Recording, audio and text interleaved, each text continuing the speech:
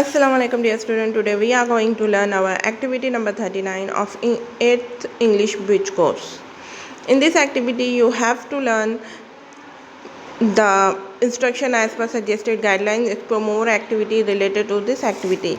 Here learning activity में some pictures है जो कि verbs को describe कर रहे हैं. verb यानी कि क्या होता है, verb काम को कहते हैं, यानी कि फेल जो काम हो रहा है, यानी कि एक लड़की यहाँ पर क्या कर रही है, डांस कर रही है, एक रन कर रहा है यानी कि भाग रहा है, और स्कीपिंग यानी कि रस्सी खेल रही है, और एक ईटिंग यानी कि खा रहा है. अब सॉल्व एक्टिविटी में देखते हैं. Underline the verb from the following sentences. The Betty is a good girl. Is a verb.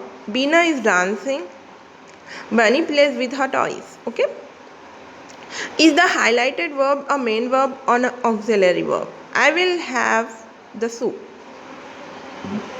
Police are investigating the accident. It is very peaceful here.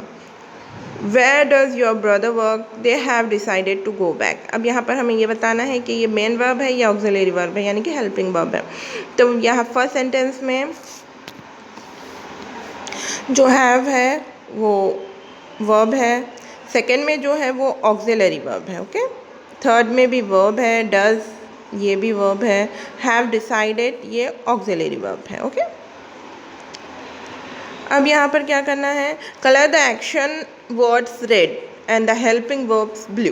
यानी कि आपको रेड कलर किस में करना है, एक्शन वर्ड्स में. ये रैन हेल्पिंग वर्ड कुक, और ये थिंक, और ये सेव, और ये मस्ट. ओके. ठीक है. जज़ाकल्लाह. अल्लाह हाफ़िज़.